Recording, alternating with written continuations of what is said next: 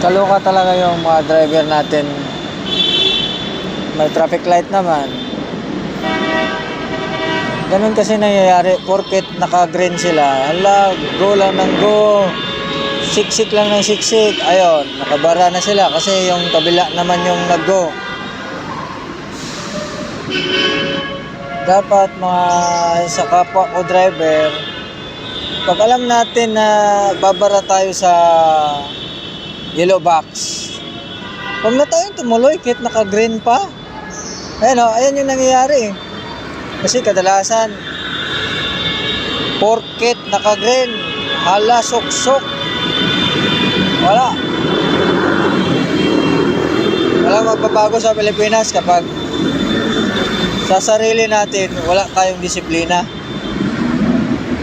Ayan o. Klarong-klaro. Nabara na yung isa. Wala, inaabot na. Ayan, yan, yung mga nakamotor, sila yung nakago. Yung may lona na trailer, bumara. Wala, ganun kasing nangyayari sa wala na talagang disiplina yung mga driver.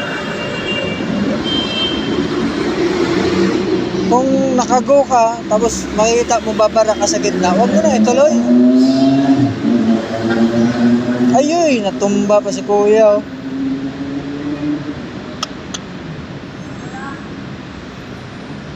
Kalokohan.